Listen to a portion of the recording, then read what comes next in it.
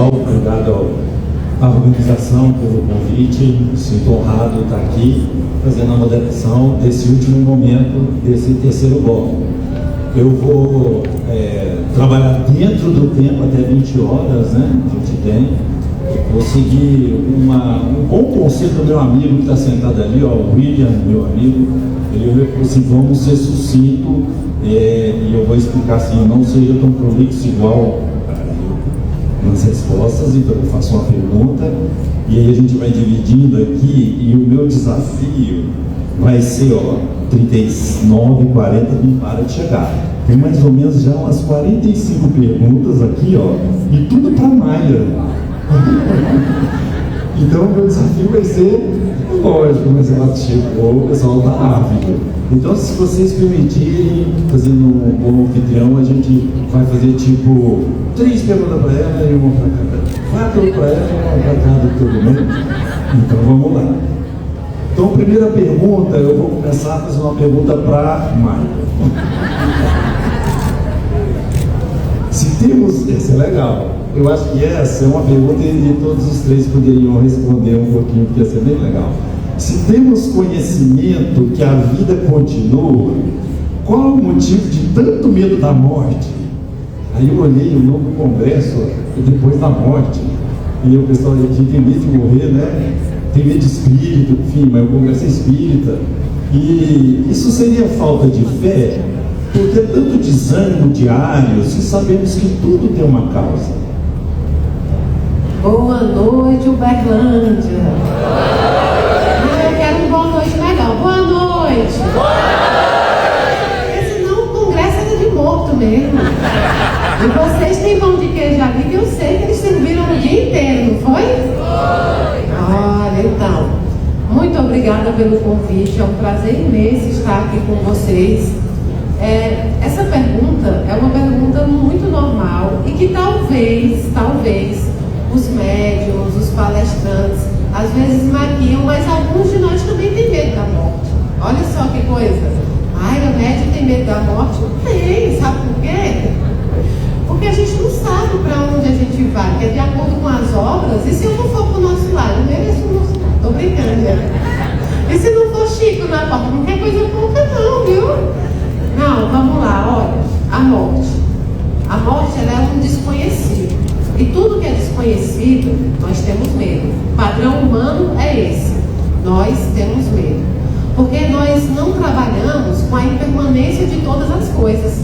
Parece que a gente nasce nesse plano e acha que tudo é para sempre, inclusive a roupagem física. Então a gente vive como se fosse viver para sempre nessa roupagem. É aí onde a gente perde oportunidades. Mas a morte, ela é um instrumento, apenas um instrumento do corpo físico. E não é uma inimiga, é uma amiga. E ela fatalmente nos abraçará, seja nós, seja aos nossos amados. Vou fazer uma pergunta, porque aí os meus amigos aqui vão aprofundar dentro da doutrina, e eu vou partir mais de coração para coração. Vamos falar de coração para coração. Quem aqui de vocês passou ou está passando um processo do luto? Quase todo mundo. Sabe por quê? Porque todos nós iremos passar pela morte de alguém que nós amamos, ou alguém que nós amamos irá passar pela nossa passagem. Qual é a única certeza que nós temos? A morte. Nós já nascemos com o equilíbrio pronto para entender que isso acaba. Sabe quando? Quando um bebezinho de 2, 3 anos começa a falar que ele sente falta da vovó, do vovô, o que é que a gente diz? Está lá no céu, né? Lá no céu com o papai do céu. E ele vai aprendendo que existe a morte desde sempre. E o engraçado é que nós temos medo justamente daquilo que nós temos certeza que irá acontecer. Eu gosto muito do budismo. Eu acho o budismo uma filosofia que nos faz entender sobre isso. Quando eles falam da impermanência de todas as coisas, que tudo se transforma, e quando eles ensinam a arte de morrer. Nós só aprendemos a arte de viver. E o pior é que a gente aprendeu a arte de viver, cada um à sua forma. Uns acham que viver é festa, é viagem, outros acham que viver é criar os filhos, e por assim vai. Mas e a arte de morrer? Os monges, eles se separam e se preparam para a passagem. E nós? O que nós fazemos? Quando nós encontramos o Espiritismo, ele entra na nossa vida para nos ensinar a arte de morrer. Para nos dizer que essa morte espiritual, que é a que a gente tem medo, não existe. Só existe a morte material. O espírito é eterno.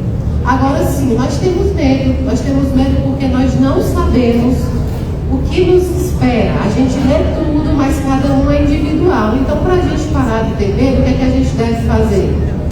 Praticar a doutrina espírita, na verdade, viver a doutrina.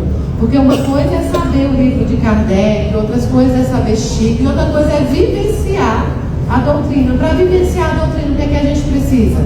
Amar, perdoar, praticar a caridade, não julgar os outros e fazer a nossa reforma íntima. Se você seguir esse padrão, não tenha medo da morte, porque vai ser um fechar de olhos e um abrir para o verdadeiro mundo. Bom, meu amigo Edgar, você tem medo da morte? Não tenho medo da morte. Muito obrigado. Na hora eu vou ver se eu não tenho mesmo. Hoje eu não tenho. Pegando carona no que a Mara disse, a imortalidade é alguma coisa já instalada dentro de nós. Queremos nós ou não, e queremos, penso, nós já somos imortais. A vida encarnada é que é estranha ao espírito, porque aqui tudo é impermanente, como a Mayra disse, tudo aqui acaba. Nós, na vida encarnada, não conhecemos nada que não tenha começo nem fim. Talvez só o amor, que ainda é uma experiência progressiva dentro de nós. A morte talvez seja estranha, porque ela representa um término. Mas é um término só de um trecho, e não da vida inteira. Essa vida com V maiúsculo, que nunca vai acabar. E eu concordo muito com os budistas também. Nós precisamos falar muito da morte, nos acostumar. O que é desconhecido nos assusta, como a Maria disse. Mas então vamos conhecê-la, vamos falar dela, vamos entrar em contato com ela. Não vamos ter medo dos velórios, não vamos ter medo do corpo, que é um grande instrumento para que a gente aprenda sobre o amor. Vamos falar sobre ela para que ela seja um momento cada vez mais presente no nosso cotidiano. É isso que eu gosto de pensar. Alisson. Bom, primeiramente você trouxe medo e desânimo, né? Eu fiquei aqui pensando assim: quando a gente se depara com a morte de alguém, com as mortes e as perdas da nossa vida, algo em nós morre.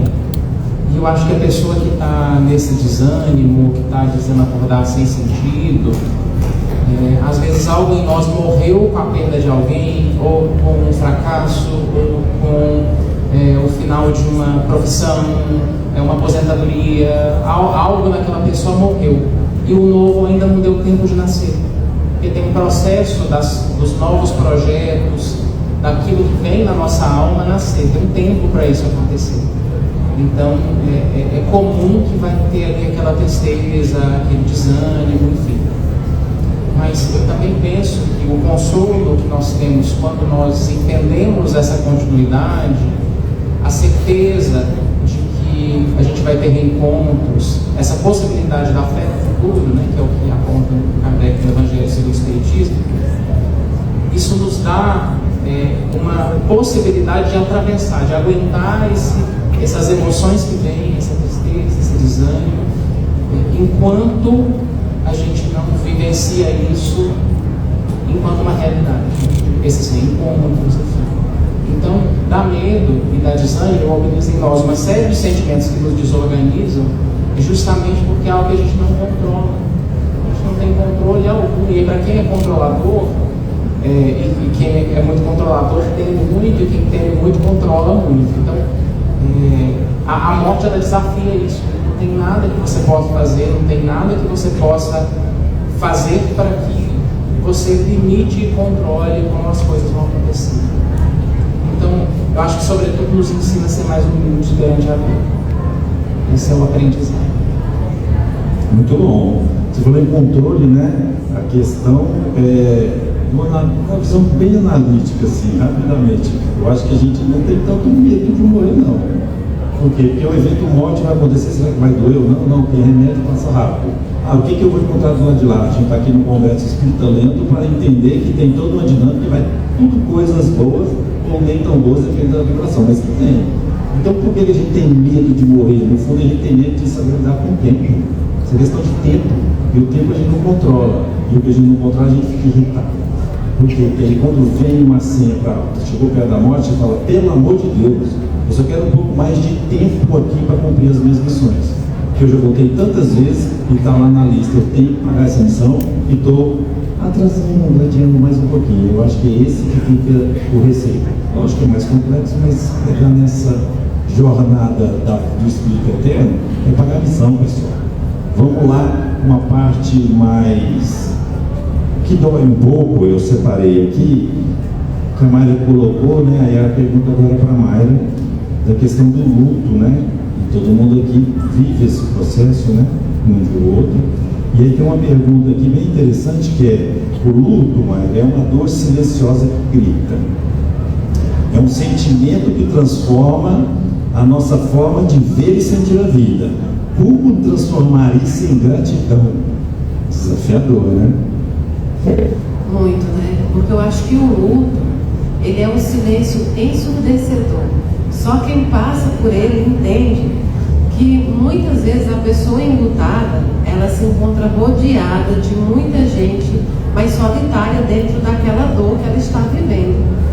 E você vê que desde o início dos tempos, os filósofos, os historiadores, os psicólogos, os psiquiatras, a ciência, a religião, tenta explicar sobre o luto, sobre a ausência, sobre a saudade.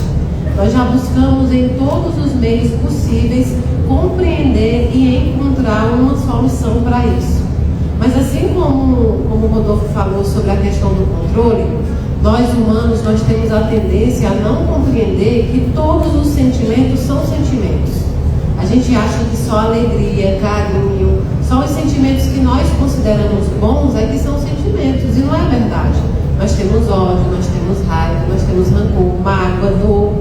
Todos os sentimentos fazem parte do processo que nos torna humanos, que nos torna espíritos em estado evolutivo, cada um no seu grau. Agora, a questão do luto é que nós queremos uma bula pronta. Nós queremos uma bula de remédio que vai dizer: você vai fazer isso e vai passar. E ninguém vai conseguir fazer isso. Sabe por quê? O luto, ele não vem à toa. Não é uma maldade do divino para te ver sofrer. Não é algo que ele te traz como uma expiação. A coisa mais normal é você ver uma mãe, um pai, alguém falar assim: será que isso foi um castigo para mim? Eu perdi meu filho, o que será que eu fiz? Porque ele está entendendo como um castigo, como uma expiação, o que não é. Nós falamos que a morte fatalmente nos abraçará. Ela faz parte de um processo, de um instrumento. E com a morte, o luto. O luto, na verdade, é remédio. Mas eu não aceito. O luto é remédio. Porque sem o luto é só dor. Aí se for só dor, é mais complicado ainda. O nosso caminho é transformar o luto em luta. Na luta pela vida, na luta pelo entendimento. Mayra, mas eu não consigo, eu nunca vou deixar de estar enlutado. Os meus dias nunca serão iguais. Exatamente. O processo luto não é para que os seus dias depois daquela morte sejam iguais. Você não sorrirá igual, o seu almoço de Natal não será igual, mas isso não significa dizer que ele não pode ser um diferente bom. Significa dizer que no processo luto você aprende algumas coisas. E a primeira é: não deixe de amar, não deixe para amar amanhã. Neste plano aqui nós não temos essa honraria. Nós não podemos perder a oportunidade de amar hoje.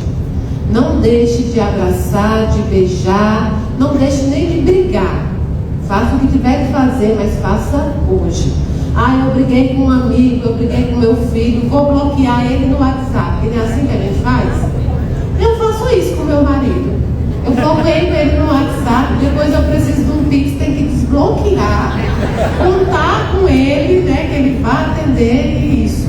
Eu bloqueio o Everton também, quando ele me faz alguma raiva na casa, mas depois eu preciso desbloquear e falar, Everton, eu preciso que ajeite isso.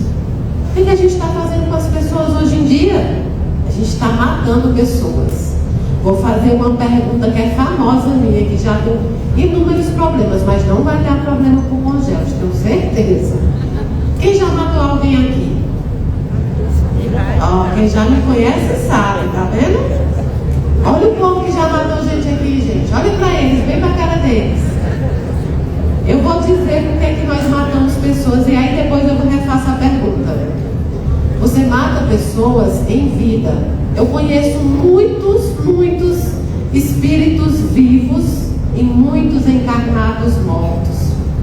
Eu conheci a morte na forma encarnada. Sabe quando? Quando você diz assim, tá bom, não concordo com o Hélio, até porque ele não trouxe quincas. Eu não vim ver você, eu vim ver quincas.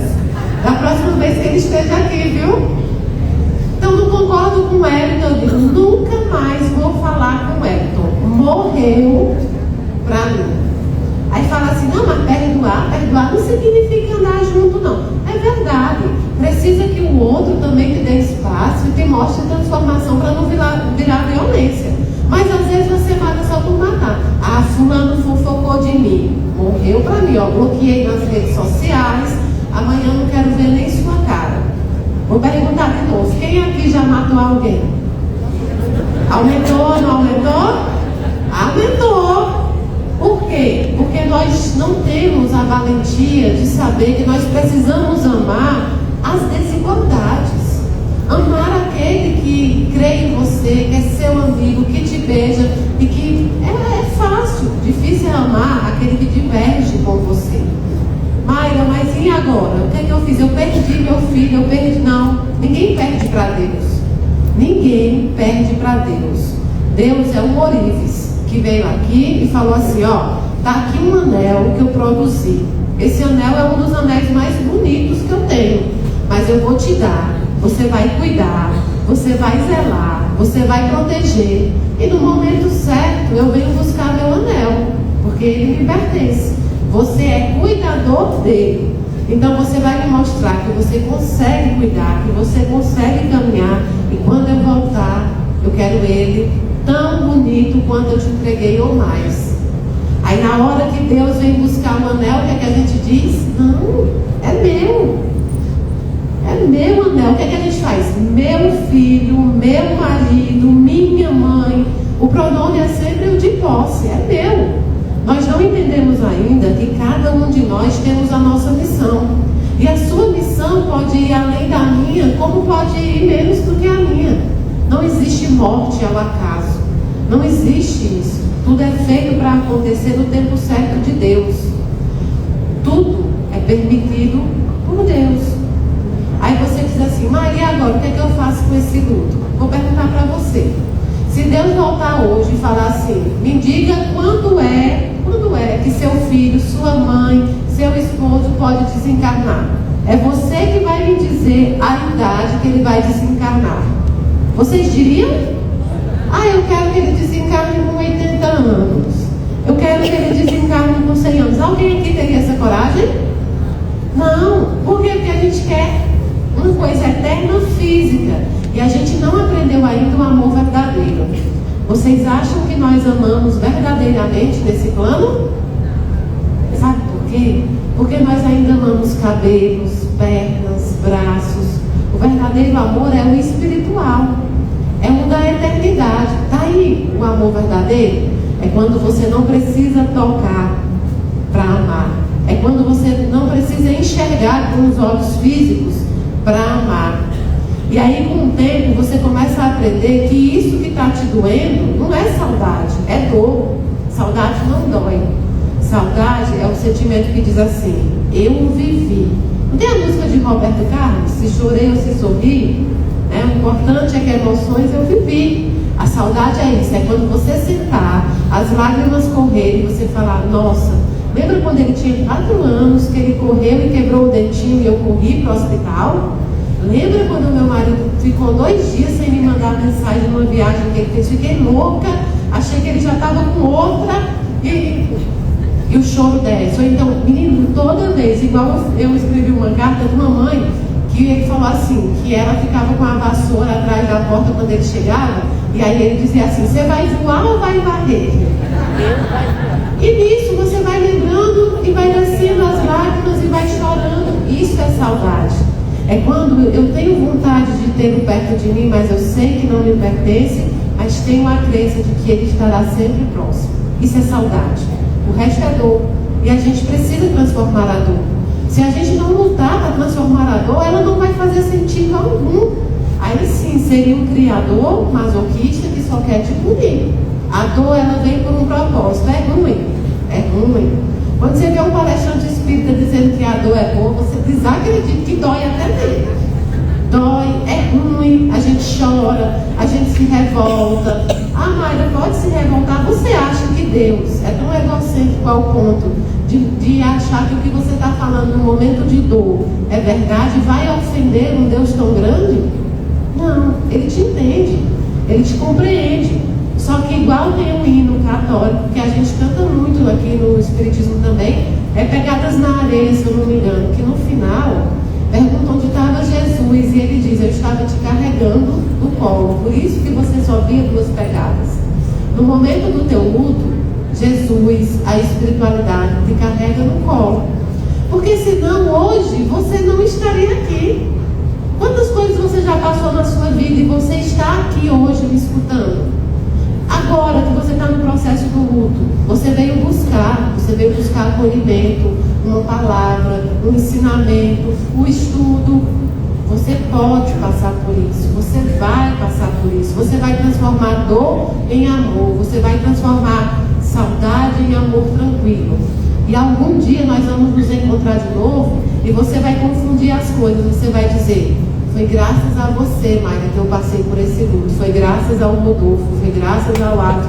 Não, foi graças a Deus e a você que buscou fazer essa transformação. E lembre-se, para terminar, o que é que vocês querem entregar para eles quando vocês se encontrar?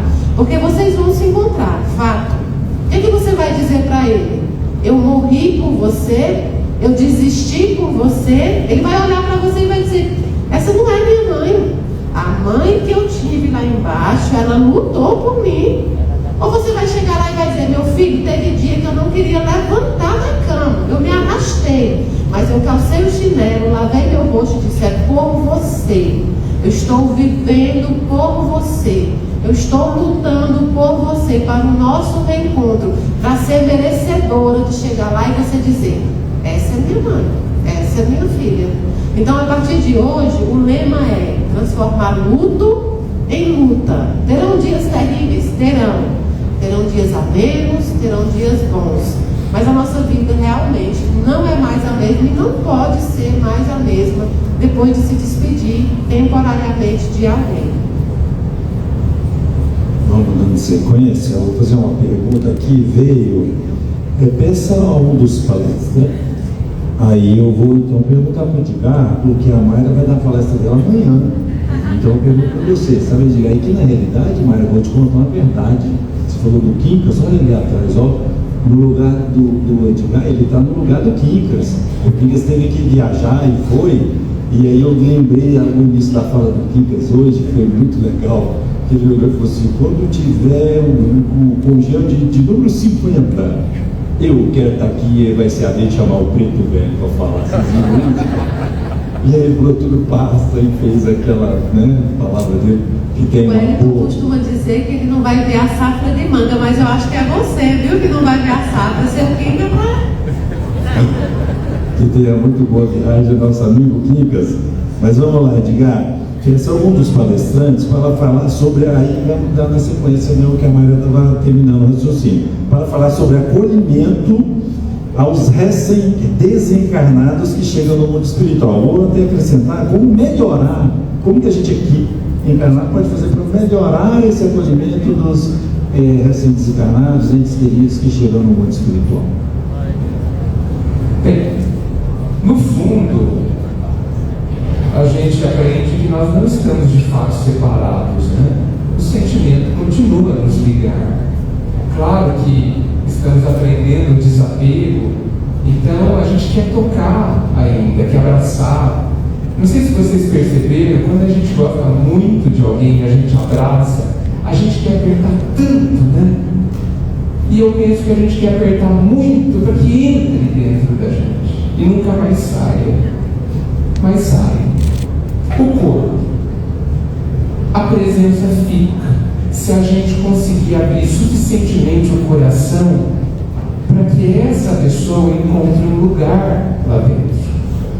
Então eu penso que, inclusive pegando carona no que a Mayra disse, a morte que traz de alguém querido, que traz uma dor, que é um terremoto, esse terremoto ele pode expor um aspecto do nosso coração profundamente fértil, profundamente novo até, que talvez a gente desconheça, e que contenha um amor que permite que a pessoa não esteja próxima fisicamente, porque talvez a gente possa descobrir que ela continua dentro de mim, totalmente presente, basta fechar os olhos.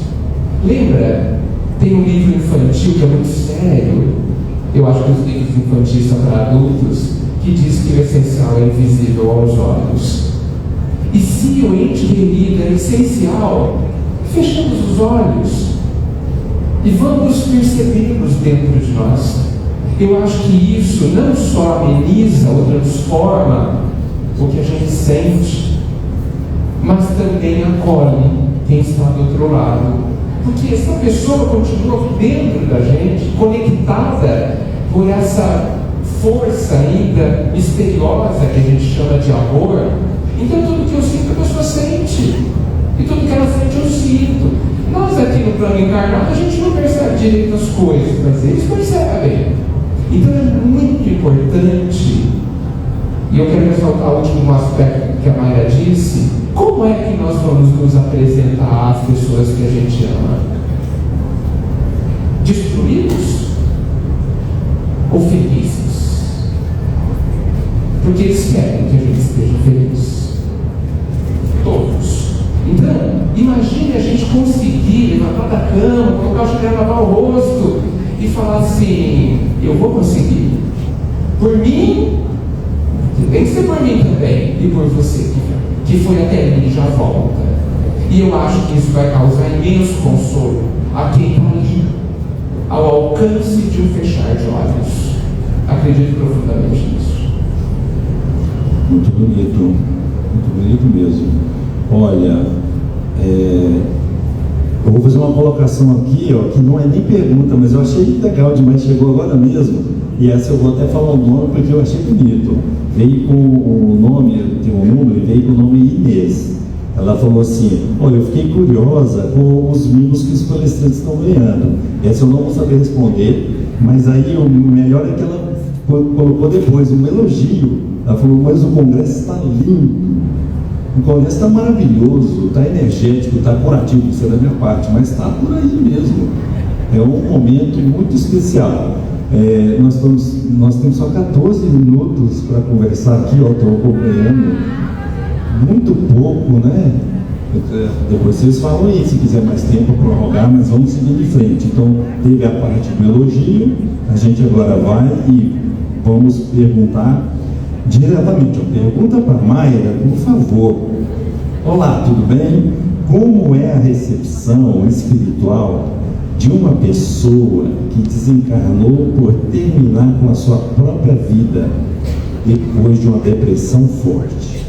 Aqui eles colocam que a mãe desencarnou, mas aí eu estendo para filhos, filhas, primos, alguém que às vezes sucumbiu e fez o autoextermínio, como fazer, e vamos entender também como ajudar.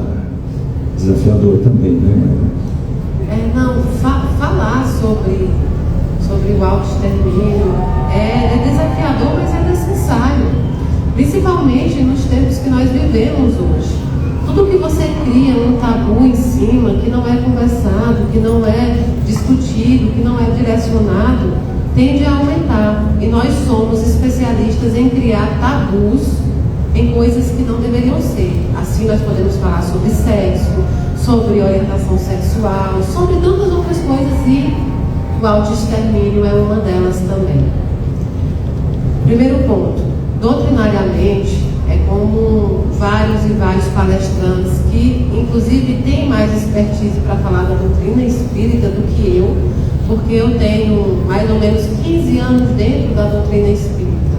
Eu fui evangélica, muitos anos, católica, e depois eu conheci a doutrina espírita na fase adulta. Eu disse que eu fui médio só agora? Não. Eu fui médio a vida inteira, porque a mediunidade não é um objeto específico de uma doutrina ou de uma religião. Existem médios católicos, evangélicos, umbandistas, candomblecistas, e existem médios espíritas. Quando eu conheci a doutrina espírita, uma das coisas que mais me trouxeram foi conforto. A doutrina espírita é consoladora, tanto é que nós dizemos que é o consolador prometido.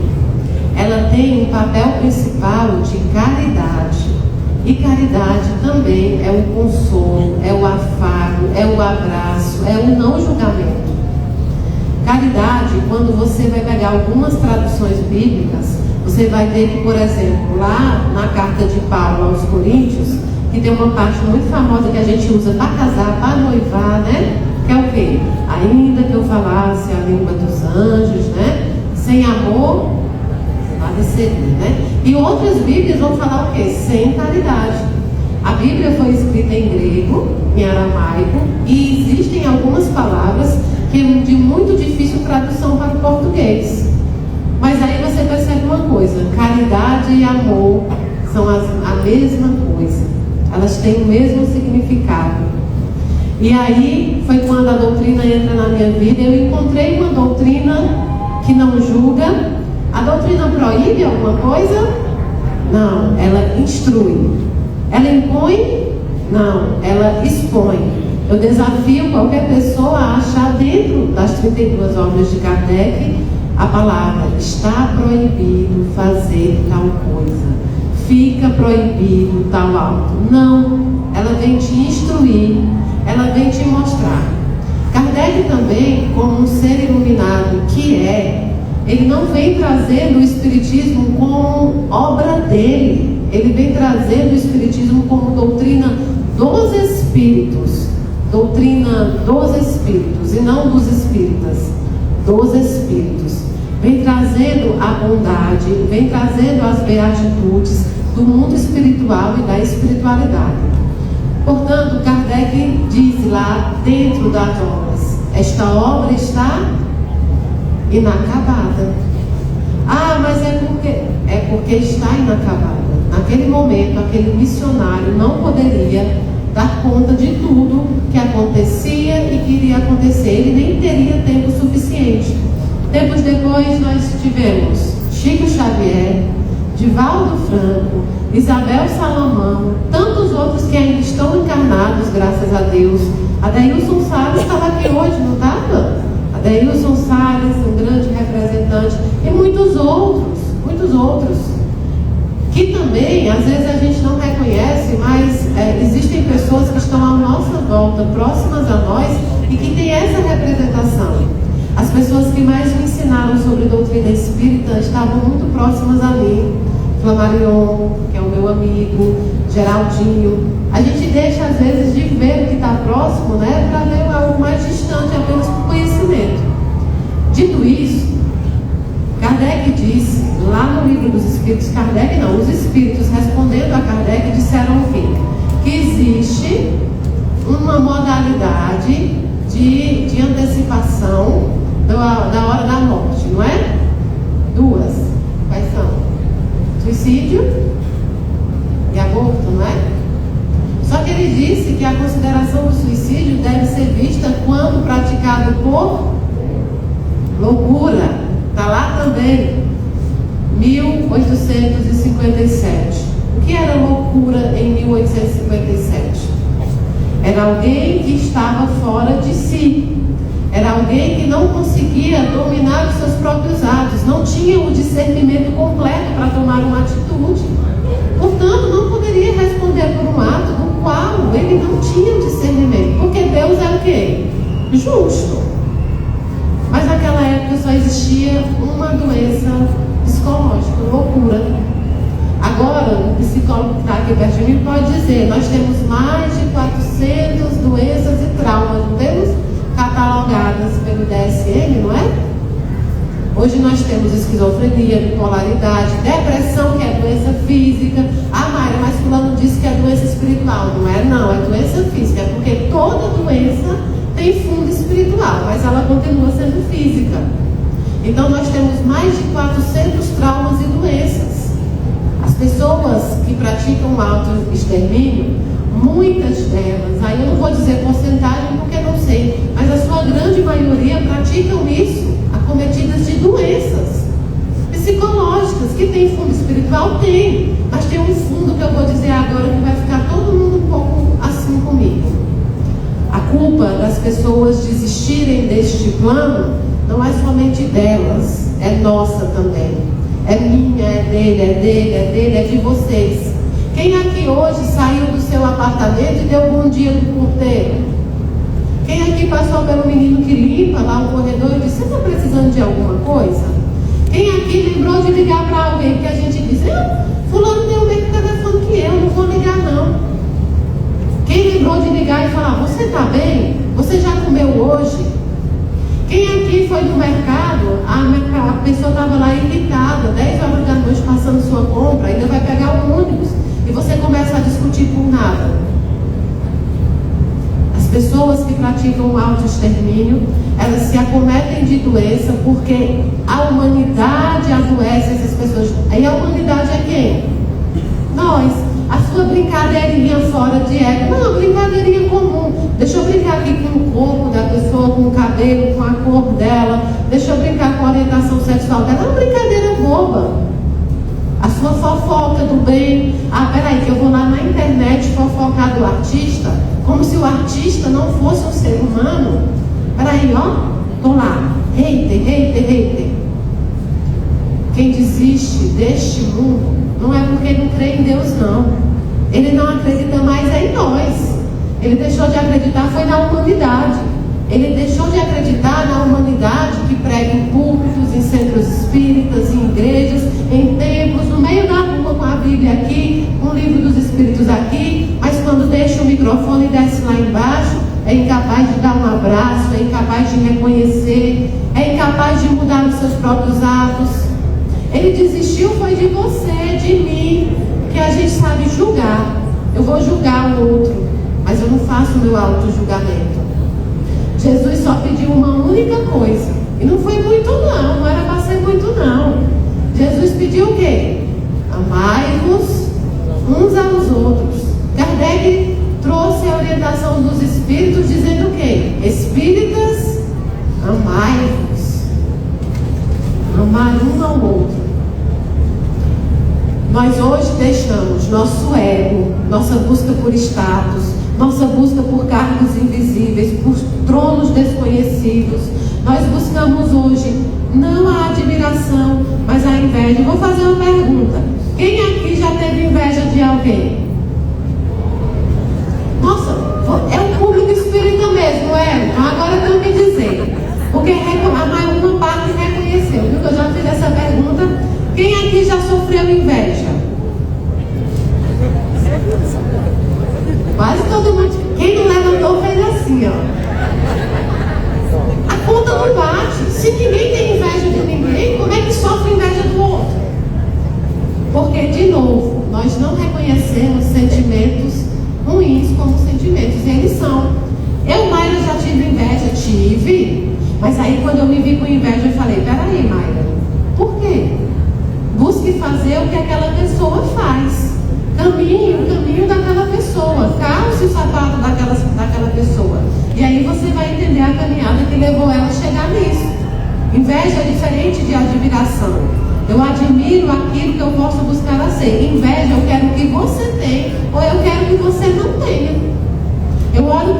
e falo assim, ele é tão inteligente, que é mesmo, né? O Edgar é. Aí eu olho para ele e falo assim, eu não queria que ele fizesse essas perguntas aqui comigo, porque ele abafou. Ou seja, eu não posso pensar, porque eu estou me formando em psicologia, Edgar. Pois é, aí eu não posso pensar, nossa, eu vou estudar bastante, porque eu quero saber como o Edgar sabe. Eu quero saber o caminho. Isso é admiração. Inveja é assim, não quero ele não, para ele não. A gente se furta. Então as pessoas desistem de quê? Da humanidade. Elas não desistem de Deus, elas desistem da humanidade.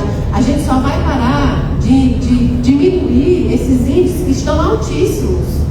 Estão altíssimos. A ONU vem falando isso, a OMS vem falando isso. É uma pandemia que está acontecendo de autoextermínio. Só vai diminuir quando a gente deixar as religiões do medo, porque a gente quer ensinar pelo medo. Não faça não, que você vai sentir dor.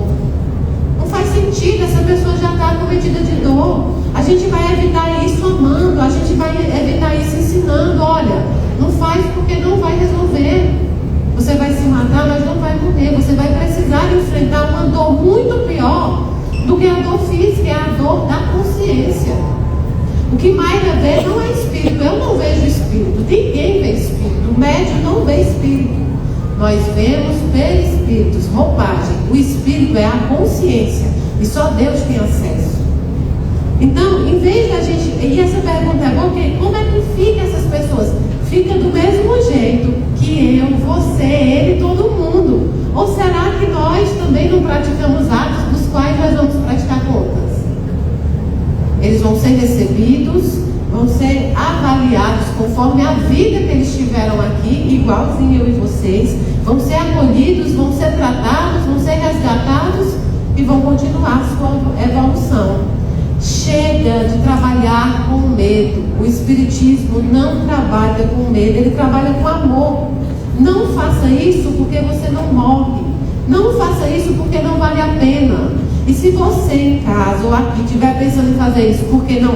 As pessoas te julgaram, as pessoas apontaram o dedo, fulano não aceita sua orientação sexual, fulano não aceita sua religião, fulano, meu filho, vá ser feliz. Vá ser feliz que no final das contas você vai prestar contas com Deus. Vá ser feliz porque você é um espírito único e completo. Você não precisa de ninguém para te completar.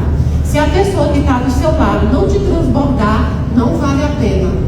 Mas a minha família não aceita. Pois quem tem que aceitar é você. É você que tem que se olhar no espelho, se reconhecer e dizer, é o que eu quero. Chega de pessoas desistirem pela covardia e a hipocrisia humana. Parem de apontar erros de pessoas, porque todos nós erramos. A diferença é que Mayra Rocha esconde e o seu apareceu. É a nossa única diferença. Então vamos lidar com os seres humanos, vamos lidar com os espíritos como espíritos. A doutrina espírita é amorosa. Não tire o espírito de dentro da doutrina espírita. Ela não é só uma escola, ela é um hospital. Está lá, Kardec diz, ela é um hospital. Ela é amor. Se tirar os espíritos da doutrina espírita, sobra o quê? Livros? Faculdades? Fariseus? Não, a doutrina espírita é amor. Portanto, se amem primeiro. Mas o mundo não me quer. Problema do mundo. Você tem que se querer, você tem que se bastar. Olhe no espelho e fala, bicho, tu é bonita, viu, Mayra?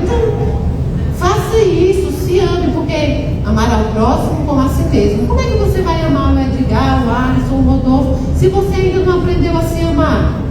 Mas fulano não aceita. Fulano foi pedido em casamento? Não, então não é ele que tem que aceitar, é você. Eu não quero ser isso, eu quero ser aquilo. Lembre-se, isso aqui é rápido. Hoje eu sou Mayra, daqui a pouco eu sou Joana, Maria, em outra encarnação. Essa pessoa que te julgou vai ser outra pessoa.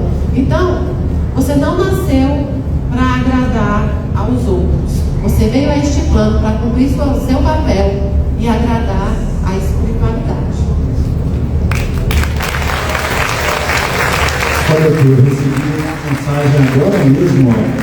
O nome é Nil. Infelizmente ele mandou uma mensagem que faltava 3 minutos e agora são 8:02. Mas Olha lá, tem uma plaquinha ali do acréscimo do juiz, ó, 5 minutos de acréscimo, não é? Do segundo tempo? Ótimo, então a gente vai fazer uma dinâmica rápida para encerrar. Então, começando com Alisson, Edgar e termina a Mayra, fazer as colocações finais, mas a colocação final é respondendo essa pergunta que eu acho que ela cabe aqui nesse momento, terminar com uma energia jovial. Na visão espírita, como a juventude pode ajudar a modernizar a divulgação da doutrina e tornar o espiritismo mais acessível e atrativo para as futuras gerações e para a gente também. 1 minuto e 48 segundos para cada um é o desafio. Tá bom assim, juiz? Obrigado. E eu já agradeço também a paciência de todos vocês aqui e que a gente prossiga mais e mais amanhã também. Vamos lá, Alisson.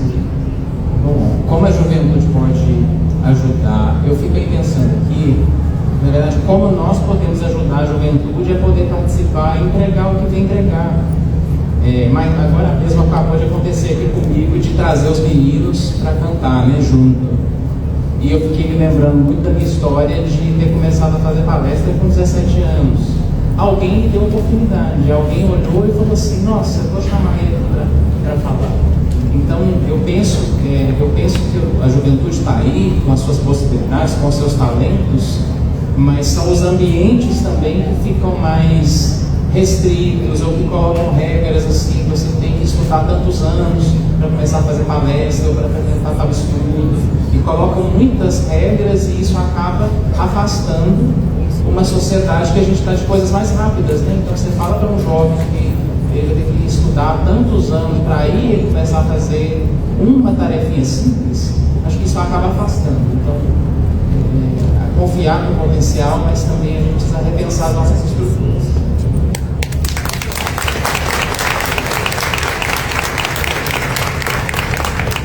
Concordo plenamente.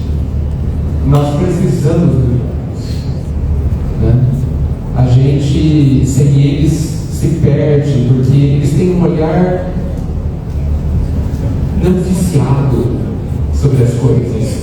Eles fazem perguntas que infelizmente nós não fazemos mais. E talvez a gente tenha medo das perguntas deles. E nós precisamos dessa energia, dessas perguntas, desse olhar, desse entendimento que eles podem mudar o mundo. Nós também pensávamos isso quando éramos jovens, quando tínhamos 15 anos. A gente achava que podia mudar tudo. E podemos. A gente só talvez tenha desistido ou se acomodado. Eles ainda não, por isso que a gente precisa deles. Precisamos nos unir. Nós temos algo que eles não têm e eles têm algo que a gente não tem. Felizmente eles existem.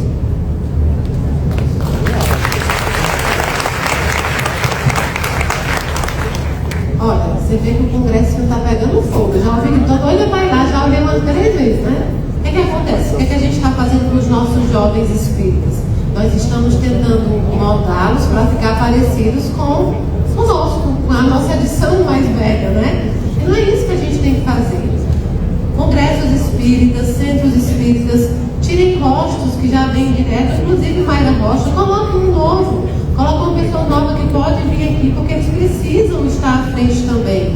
E vamos parar de querer que eles sejam nossa imitação. Ah, peraí, você vê um jovem falando como Divaldo Franco. Você sobe algum e você olha e fala, tá falando, Divaldo tinha a essência dele, esse jovem precisa ter a essência dele. A gente está precisando construir, não é um novo espiritismo, é dar continuidade. O jovem tem força, o jovem tem alegria, o jovem vai trazer problemas de forma muito naturalizada, problemas que talvez nós não teríamos condições de trazer.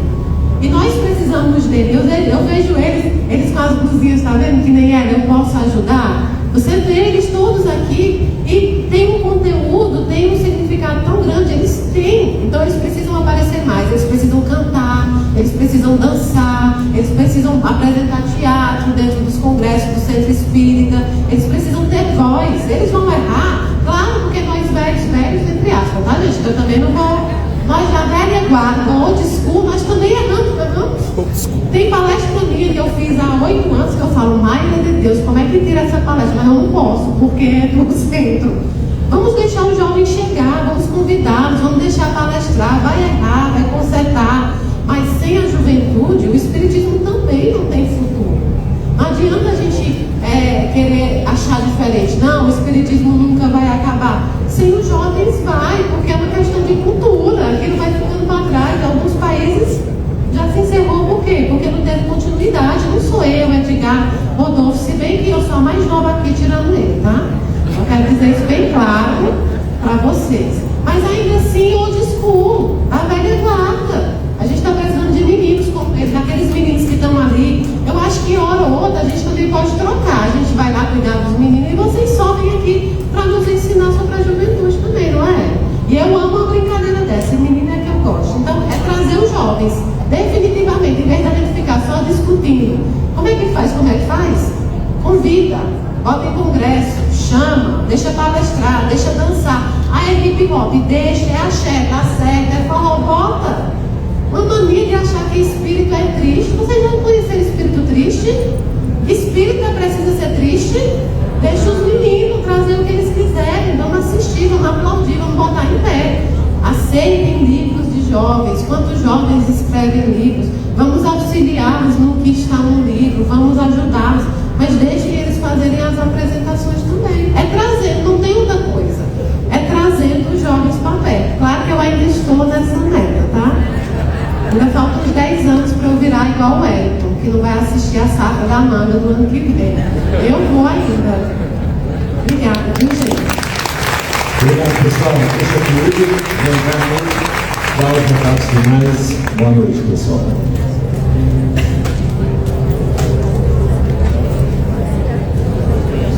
Opa, é isso aí. Mais ensinamentos, hein? Bom.